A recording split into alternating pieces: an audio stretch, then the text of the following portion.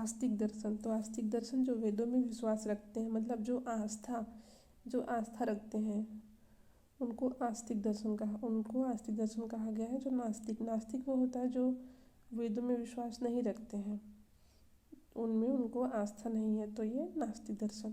तो आस्तिक दर्शन में देखते हैं, आस्तिक दर्शन में मुख्यतः 6 दर्शन आते हैं। उसमें सांख्य दर्शन, योग दर्शन, न्याय दर्शन, वैशेषिक दर्शन, मीमांसा दर्शन को पूर्व मीमांसा कहते हैं, जो वेदांत दर्शन है, और वेदांत दर्शन को उत्तर मीमांसा कहते हैं। तो और इनको षड दर्शन भी कहा जाता है। तो आस्तिक दर्शन में सांख्य दर्शन, योग दर्शन, न्याय दर्शन, वैशेषिक दर्शन, मीमांसा दर्शन, पूर्व मीमांसा और वेदांत दर्शन, उत्तर मीमांसा, ये षड दर्शन आते हैं। आस्तिक दर्शन भी 2 भागों में बटा हुआ है, जो वैदिक ग्रंथों पर आधारित आस्तिक दर्शन और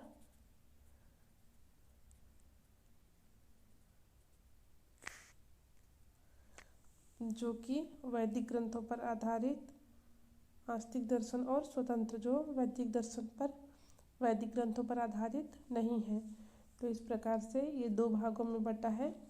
तो वैदिक ग्रंथों पर आधारित आस्तिक दर्शन में 2 दर्शन आते हैं, और जो वैदिक ग्रंथों पर आधारित नहीं है या स्वतंत्र आस्तिक दर्शन है, उसमें 4 दर्शन आते हैं। तो इन सब दर्शन में 2 दर्शन है जो कि वैदिक ग्रंथों पर आधारित है। तो इन आस्तिक दर्शन को देखते हैं। इसमें जो वैदिक ग्रंथों पर आधारित है, उसमें मीमांसा दर्शन है, वैदिक कर्मकांड को महत्व देता है। यह मीमांसा दर्शन वैदिक कर्मकांड को महत्व देता है, और जो वेदांत दर्शन है वह वैदिक ज्ञान कांड, यह कर्म कांड को नहीं, ज्ञान कांड को महत्व देता है। तो मीमांसा दर्शन वैदिक ग्रंथों पर आधारित में 2 है, आस्तिक दर्शन वैदिक ग्रंथों पर आधारित में 2 है, मीमांसा दर्शन और वेदांत दर्शन। मीमांसा कर्मकांड को महत्व देता है, वेदांत दर्शन ज्ञान कांड को महत्व देता है।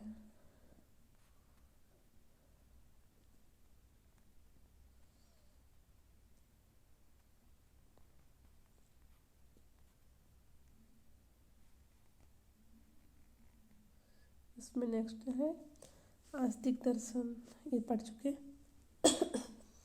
स्वतंत्र आधार वाले दर्शन में न्याय दर्शन, वैशेषिक दर्शन, सांख्य दर्शन और योग दर्शन, इसमें 4 दर्शन आते हैं जो स्वतंत्र हैं। ये वैदिक ग्रंथों पर आधारित नहीं है। इसमें न्याय दर्शन, वैशेषिक दर्शन, सांख्य दर्शन और योग दर्शन आते हैं। नास्तिक दर्शन के अंतर्गत 3 दर्शन आते हैं।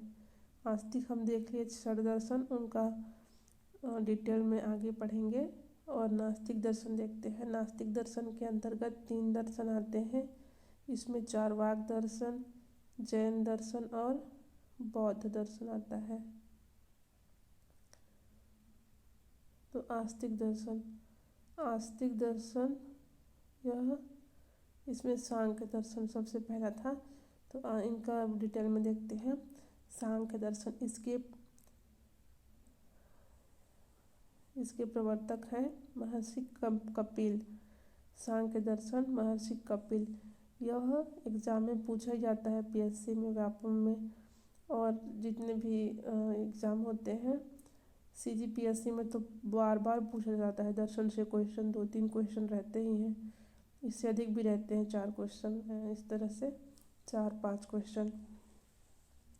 तो आस्तिक दर्शन, सांख्य दर्शन, इसके प्रवर्तक है या प्रणेता है महर्षि कपिल। तो याद रखिएगा, सांख्य महर्षि कपिल, सांख्य भारतीय दर्शन में अत्यंत प्राचीन दर्शन है।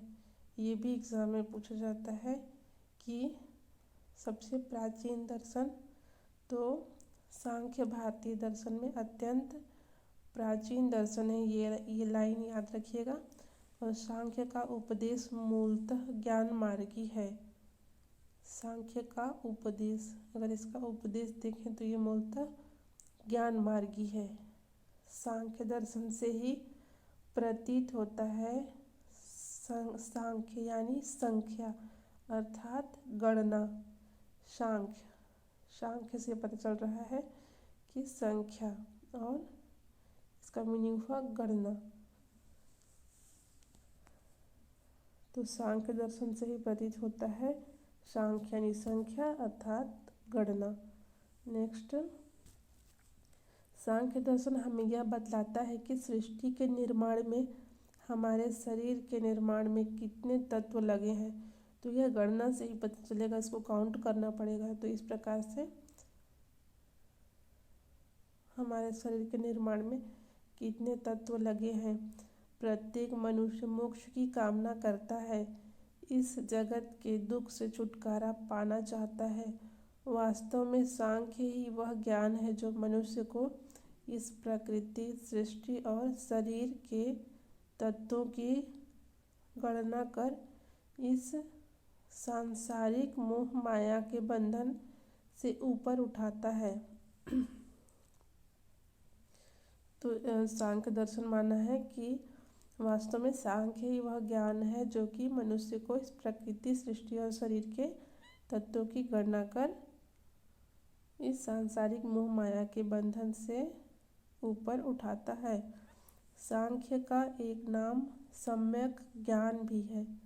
सांख्य का एक नाम सम्यक ज्ञान भी है, क्योंकि सांख्य कर्म कांड को नहीं, ज्ञान को लेकर चलता है। सांख्य ज्ञान को लेकर चलता है, यह ज्ञान मार्गी है, कर्म कांड को नहीं मानता। तो सांख्य का एक नाम सम्यक ज्ञान है।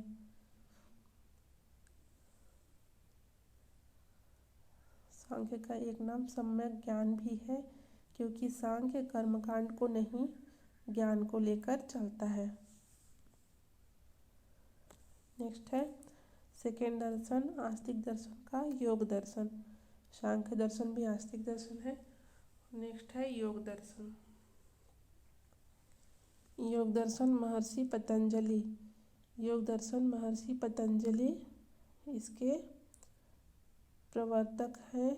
आस्तिक दर्शन में योग दर्शन एक ऐसा दर्शन है जो मानव जीवन के आध्यात्म, वाद विवाद को महत्व न देते हुए जीवन के उत्थान के लिए यहाँ मानव देह के व्यवहारिक प्रयोगात्मक पक्ष पर विशेष बल देता है। तो ये जो वाद विवाद हैं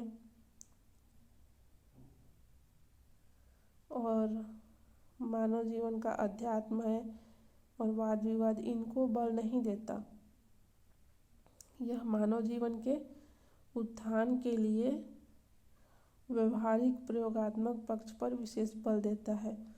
योग साधना तो पता होगा आप सबको।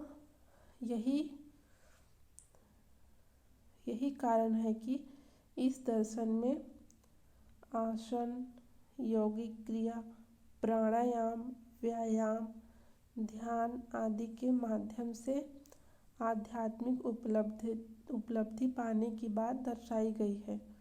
तो ये आसन, प्राणायाम, व्यायाम, ध्यान, धारणा, समाधि जो है, इसी से ये आध्यात्मिक उपलब्धि पाने की बात करते हैं। मतलब इसी से आध्यात्मिक उपलब्धि पाने की बात दर्शाई गई है। यह विदेशों में भी प्रचलित है। योग विदेशों में प्रचलित है ही। और सांख्य और योग दोनों मानते हैं कि विवेक ज्ञान से ही मोक्ष मिल सकता है। जैसे योग दर्शन में ही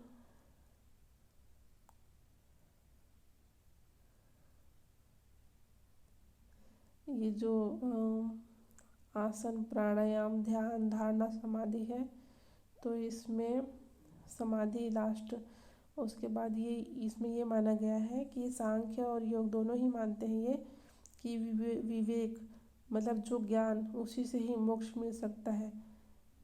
तो ऐसा किसी को नहीं मानना चाहिए कि इसके अनुसार अपने से कि हमको मोक्ष मिल जाएगा। इनने ये कहा है कि जो विवेक, जो बुद्धि, उसमें जो जितना ज्ञान है उसके उससे ही हमको मोक्ष मिल सकती है। और योग दर्शन इसमें तत्व भी है।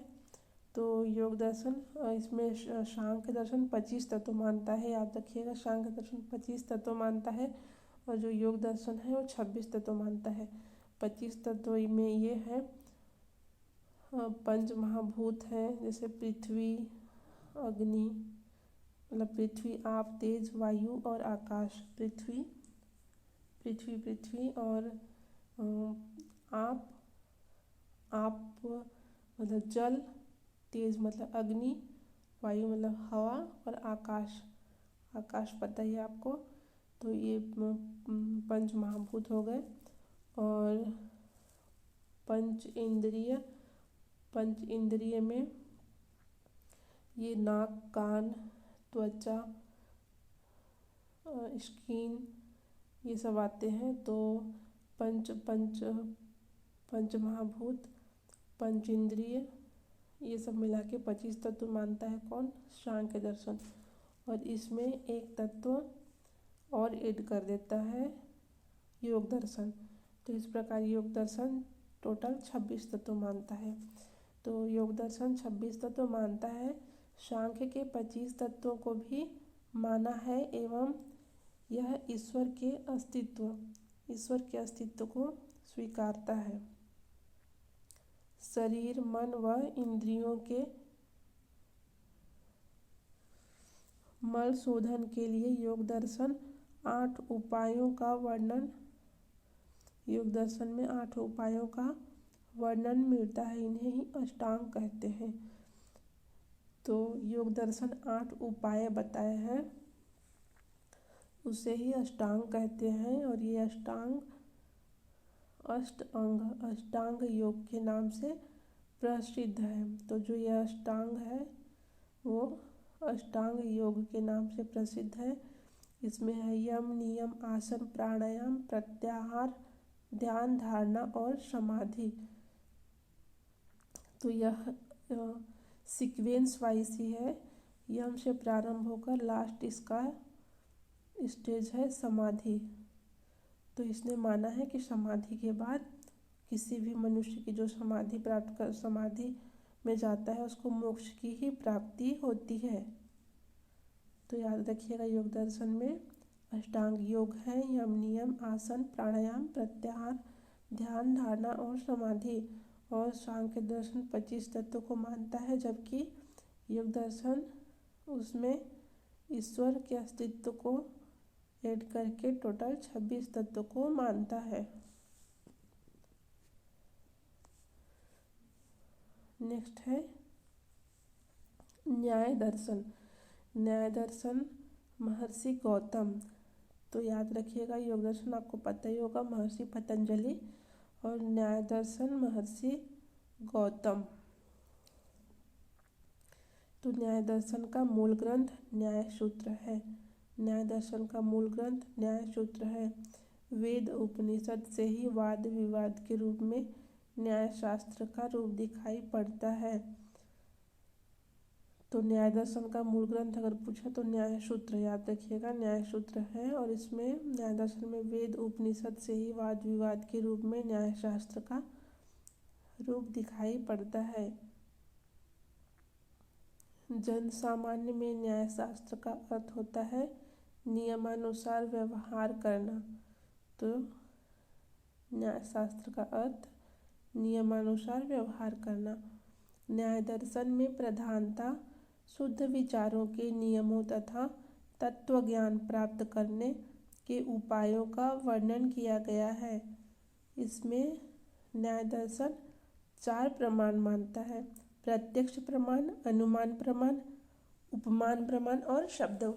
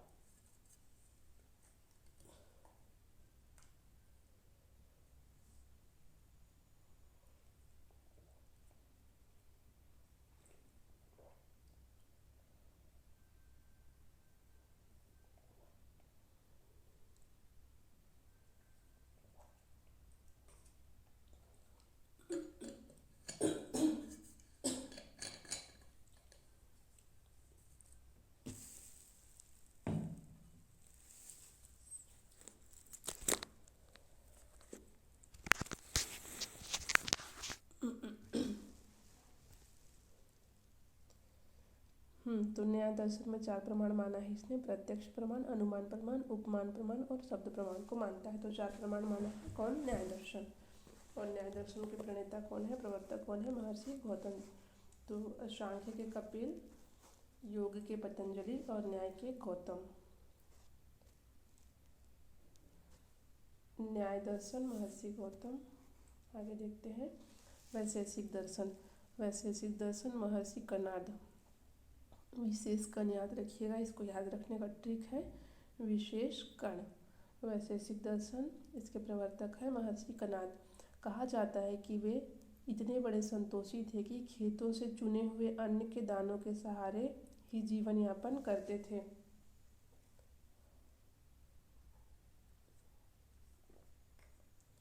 तो ये कोई भी धन इकट्ठा नहीं करते थे। जो खेतों में जो अन्न बच जाता है उसको चुन के और उसके सहारे ही ये जीवन यापन करते थे, इसलिए इनका नाम कणाद पड़ा। इसलिए इनका नाम कणाद पड़ा। उनका वास्तविक नाम उलूक था। तो इनका वास्तविक नाम उलूक था, इसलिए यह दर्शन जो वैशेषिक दर्शन है, इस दर्शन को कणाद दर्शन भी कहते हैं या औलूक्य दर्शन भी कहते हैं। तो इसलिए यह दर्शन कणाद दर्शन या औलूक्य दर्शन के नाम से भी जाना जाता है। वैशेषिक दर्शन का मानना है कि समस्त दुख का मूल कारण अज्ञान ही है। जितने भी दुख हैं, वैशेषिक दर्शन के अनुसार माना गया है कि जितने भी दुख हैं उसका मूल कारण अज्ञान ही है। तो जो अज्ञानी मनुष्य है तो वो किसी न किसी वजह से दुखी रहता है। अपने वजह से, दूसरों की वजह से वो दुखी रहता है। तो वैशेषिक दर्शन का यह मानना है। वैशेषिक प्रत्यक्ष और अनुमान, इन 2 ही प्रमाणों को माना है। जो प्रत्यक्ष देख रहा है, जो प्रत्यक्ष सुन रहा है, उसको ही वैशेषिक दर्शन प्रमाण माना है। और अनुमान,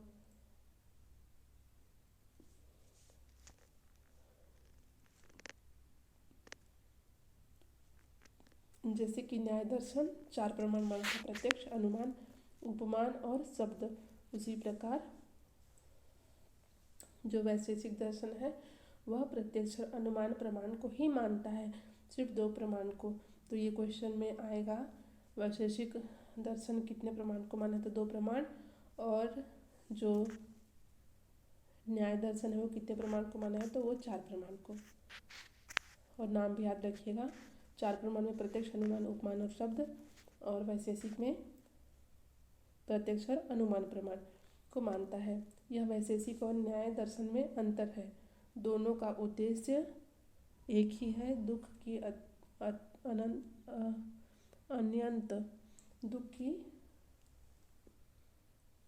अत्यंत निवृत्ति। दोनों का उद्देश्य एक ही है, दुख की अत्यंत निवृत्ति। नेक्स्ट दर्शन है 5वां दर्शन, मीमांसा दर्शन। मीमांसा दर्शन को महर्षि जैमिनी द्वारा ये महर्षि जैमिनी इसके प्रवर्तक हैं। मीमांसा अर्थात कर्म मीमांसा, अर्थात धर्म जिज्ञासा से प्रारंभ होती है। तो यह अर्थातो धर्म जिज्ञासा से प्रारंभ होती है। मीमांसा बहुवादी है। मीमांसा दर्शन बहुवादी है। अगर ये क्वेश्चन में आता है मीमांसा तो बहुवादी है, याद रखिएगा। इसके अनुसार प्रत्येक जीव में पृथक पृथक आत्मा है। मीमांसा दर्शन यह मानती है कि प्रत्येक जीव जो है, हम हैं, मतलब मैं हूँ, आप हैं, इस तरह से तो जितने भी जीव हैं सभी की आत्मा पृथक पृथक है, ये माना है मीमांसा दर्शन। इस प्रकार जितने जीव हैं उतनी ही आत्माएं हैं। यह मानता है कि जितने जीव हैं उतनी ही आत्माएं हैं।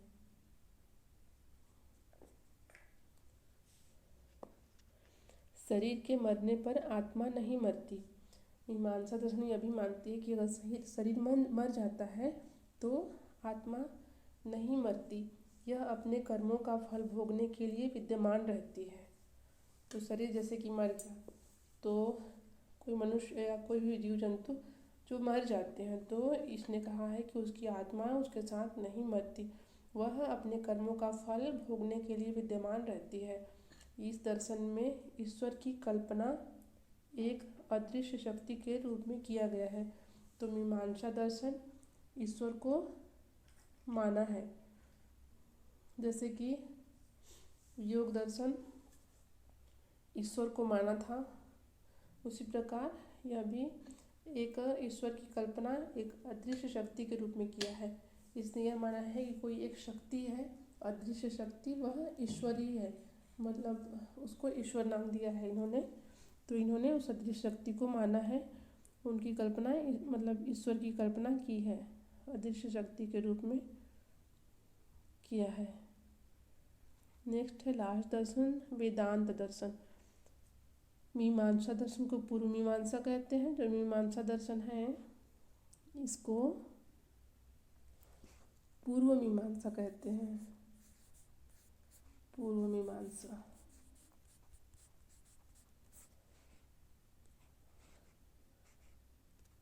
उसी प्रकार जो वेदांत दर्शन है, उसको उत्तर मीमांसा कहते हैं। उत्तर मीमांसा ये बादरायण वेद व्यास, अगर इसके प्रवर्तक पूछें तो इसका बादरायण या वेद व्यास कहते हैं। तो वेदांत दर्शन का मूल आधार बादरायण के ब्रह्मसूत्र है। वेदांत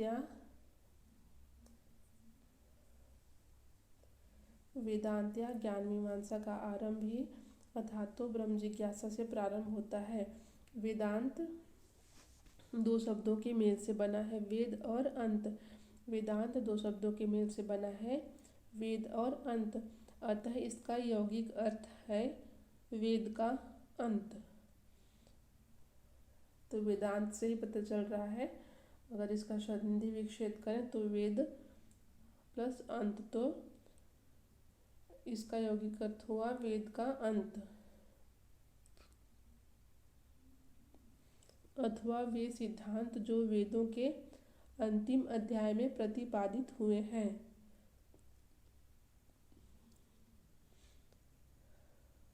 तो इसका अर्थ याद रखिएगा, वे सिद्धांत जो वेदों के अंतिम अध्यायों में प्रतिपादित हुए हैं, ये अध्याय उपनिषद ही हैं। तो इसमें कहा गया है कि जो वेद के अंतिम अध्याय में प्रतिपादित हुए हैं, तो ये अध्याय कौन है? उपनिषद ही हैं, जो वेदों के अंतिम अध्याय में प्रतिपादित हुए हैं, वे अध्याय उपनिषद ही हैं। वेदांत का भव्य भवन जिन भित्तियों पर खड़ा है वे तीन हैं। तो वेदांत जिस पर टिका हुआ है या भव्य भवन जिन भित्तियों पर खड़ा है वे तीन हैं। कौन कौन सा? उपनिषद, ब्रह्मसूत्र और गीता।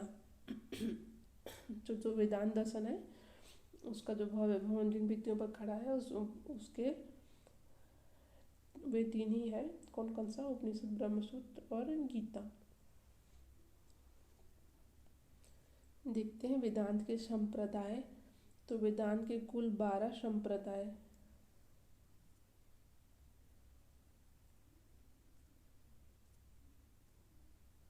वेदांत के कुल 10 संप्रदाय थे। तो वेदांत के संप्रदाय, इसमें अद्वैतवाद शंकराचार्य, भेदाभेदवाद भास्कर, विशिष्टाद्वैतवाद रामानुजाचार्य, अद्वैतवाद माधवाचार्य, द्वैतवाद निम्बकाचार्य, शैव विशिष्टाद्वैतवाद श्रीकंठ और वीर शैव विशिष्टाद्वैतवाद श्रीपति,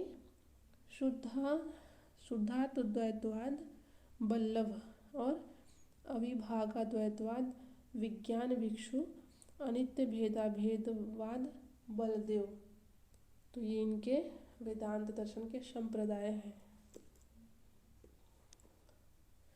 तो याद रखिएगा वेदांत दर्शन के संप्रदाय कितने हैं? 10 हैं।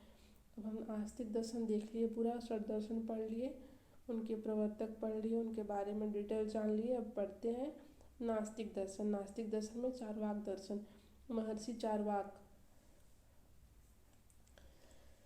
चार्वाक, तो इसके प्रवर्तक हैं महर्षि चार्वाक। तो नाम सेम है, ये याद रह जाएगा आपको। और भौतिकवाद में पूर्णतः विश्वास करने वाले तथा ईश्वर और परलोक की सत्ता में संशय रखने वाले ये मत तो समाज में प्रारंभ से ही विद्यमान रहे, परंतु उपनिषद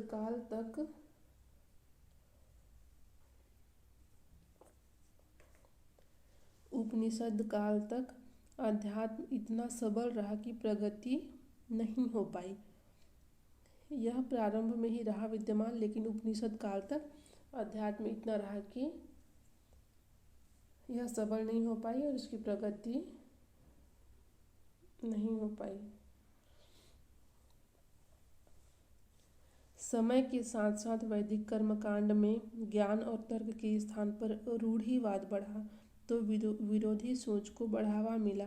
इस दर्शन का मानना है कि यह लोक की आत्मा का क्रीड़ा स्थल है। तो चार्वाक दर्शन मानती है कि जो यह लोक है वो आत्मा का क्रीड़ा स्थल है, यहाँ क्रीड़ा करने आती है आत्मा। इसके बाद परलोक नाम की कोई लोक ही नहीं है, और इन्होंने चार्वाक दर्शन परलोक को नहीं माना है, इस लोक को माना है सिर्फ। तो ये याद रखिएगा कि चार्वाक दर्शन परलोक को नहीं मानती है। अतएव जब तक इस शरीर में प्राण है तब तक सुख की चिंता करनी चाहिए। चार्वाक दर्शन माना है कि जब तक इस शरीर में प्राण है तब तक सुख की चिंता करो। और यह दर्शन प्रत्यक्ष को ही प्रमाण मानता है। यह दर्शन सिर्फ प्रत्यक्ष को मानता है, प्रत्यक्ष को ही प्रमाण मानता है। तो योग दर्शन ने 4 प्रमाण माना है, प्रत्यक्ष, अनुमान, उपमान और शब्द को याद रखिएगा। और यहाँ चार्वाक दर्शन है जो कि प्रत्यक्ष को ही यह प्रमाण मानता है।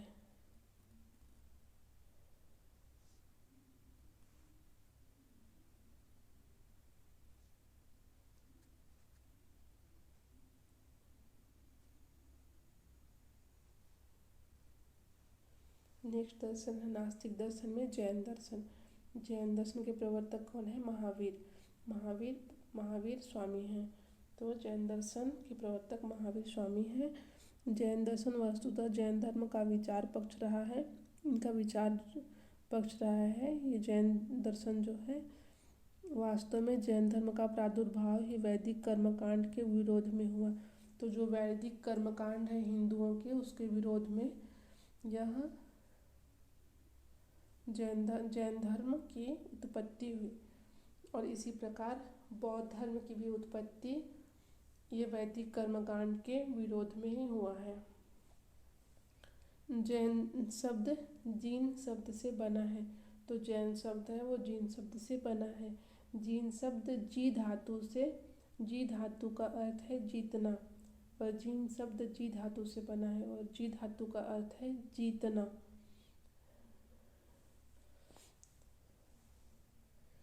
जिसने मनोवेगों को, अब इसमें जीतना मतलब ये नहीं कि लड़ाई झगड़ा करके जीतना है किसी और प्रकार से। इसमें जीतने का अर्थ यह है कि अपने मनोवेगों को अपने वश में कर लिया हो, जो उसे बोलते हैं जिन विजेता। जिसने मनोवेगों को अपने वश में कर लिया है। जैन मत के प्रवर्तक महावीर स्वामी 24वें तीर्थंकर थे। तो याद रखिएगा, जो जैन मत के प्रवर्तक महावीर स्वामी वह 24वें तीर्थंकर थे। तो ये भी आता है किसी एग्ज़ाम में महावीर स्वामी, तो ये 24वें तीर्थंकर थे। और इन्हें जिन के नाम से पुकारा जाता था क्योंकि उन्होंने काम, क्रोध आदि 18 प्रकार के दोषों को जीत लिया था। तो जो महावीर स्वामी थे वह काम, क्रोध इत्यादि जो 18 प्रकार के दोष हैं उनको जीत लिया था। जैसे काम, क्रोध, मोह, लोभ, ईर्ष्या, द्वेष, इस प्रकार के पूरे 18 प्रकार के दोषों को इन्होंने जीत लिया था। लास्ट है नास्तिक दर्शन में बौद्ध दर्शन। तो बौद्ध दर्शन के प्रवर्तक गौतम बुद्ध थे। बौद्ध दर्शन के प्रवर्तक गौतम बुद्ध थे। जैन धर्म की तरह ही बौद्ध धर्म का उद्भव भी तत्कालीन समय में व्याप्त अंधविश्वास तथा रूढ़िवादियों के विरुद्ध हुआ। विशेषकर कर्मकांडों में हिंसा की विभत्सता, जैसे कि बलि पूजा करना, किसी भी यज्ञ में अलग अलग प्रकार के देवी देवताओं में किसी में बलि पूजा करते थे, पशुओं की बलि देते, किसी में पुराने ज़माने में मनुष्यों की बलि भी, नर बलि भी दी जाती थी। तो ये सब इनके विरोध में हुआ था। तो विशेषकर कर्मकांडों में हिंसा, जो भी हिंसा, तो इनको मतलब हिंसा के कारण हिंसा को विभत्सता और तांत्रिक साधनाओं में नरबलि और पांडे पुरोहित के अहंकारों के मध्य, मतलब जो गौतम बुद्ध थे उनको हिंसा पसंद नहीं था, और जो पुरोहित वर्ग हैं वो अपने को मतलब उनमें अहंकार था कि हम पुरोहित वर्ग के हैं, जो पांडे थे, जो पुरोहित थे, हम ऊंची जाति के हैं, इस प्रकार के वो अहंकारी हो गए थे, उनमें घमंड था। तो इनको जो भी महसूस हुआ होगा, तो इस प्रकार से अपने को ऊंचा मानते थे वे लोग। तो और पांडे पुरोहितों के अहंकारों के मध्य गौतम बुद्ध अहिंसा, विनय, दया, करुणा पर आधारित सिद्धांत जनता के लिए अमृततुल्य हुआ। तो जो गौतम बुद्ध अहिंसा, विनय, दया, करुणा पर आधारित सिद्धांत जनता के लिए अमृत तुल्य हुआ। और इसके दो भाग, हीनयान और महायान। तो बौद्ध दर्शन के दो भाग हैं, हीनयान और महायान। जो हीनयान है वह सभी मनुष्यों के लिए नहीं है, इसमें कुछ नियम है, और जो महायान है वो सब मनुष्यों के लिए इसका द्वार खुला रहता है। तो ये याद रखिएगा, हीनयान और महायान बौद्ध दर्शन के दो भाग हैं, और उसमें हीनयान में प्रवेश करने में कुछ नियम हैं, और महायान सभी मनुष्यों के लिए खुला हुआ है। अष्टांग मार्ग, इसमें अष्टांग मार्ग देखते हैं, सम्यक दृष्टि, सम्यक संकल्प, सम्यक वाक, सम्यक कर्मांत, सम्यक आजीविका, सम्यक व्यायाम, सम्यक स्मृति और सम्यक समाधि। तो इसके अष्टांग मार्ग याद रखिएगा, सम्यक दृष्टि, सम्यक संकल्प, सम्यक वाक, सम्यक कर्मांत, सम्यक आजीविका, सम्यक व्यायाम, सम्यक स्मृति और सम्यक समाधि। इस प्रकार जो त्रिरत्न हैं ये भी एग्जाम में पूछे जाते हैं, बार बार पूछे जाते हैं। तो याद रखिएगा, त्रिरत्न दोनों में ही है, जैन दर्शन में भी है और बौद्ध दर्शन में ही, दोनों में त्रिरत्न ही है। तो जैन दर्शन में सम्यक ज्ञान, सम्यक दर्शन और सम्यक चरित्र है। सम्यक ज्ञान, सम्यक दर्शन और सम्यक चरित्र है जैन दर्शन में। और बौद्ध दर्शन में बुद्ध धम्म और संघ है। बौद्ध दर्शन में बुद्ध धम्म और संघ है। तो इनको याद रखिएगा। और क्लास इतना ही। Thank you very much. और अभी तक अगर आप सब्सक्राइब नहीं किए हैं तो सब्सक्राइब कर लीजिएगा, और बेल आइकन भी प्रेस कर दीजिएगा, जिससे इसमें जितने भी वीडियो अपलोड होंगे उसके नोटिफिकेशन आपको मिल जाएंगे। इसमें से बहुत सारे लोग बोलते हैं कि हमको आप वीडियो शेयर करो सोशल मीडिया पे, तो बार बार मैं सभी एक एक लोग को नहीं कर सकती, तो आप बेल आइकन प्रेस कर दीजिएगा, जिससे वीडियो के नोटिफिकेशन मिल जाएंगे। Thank you very much.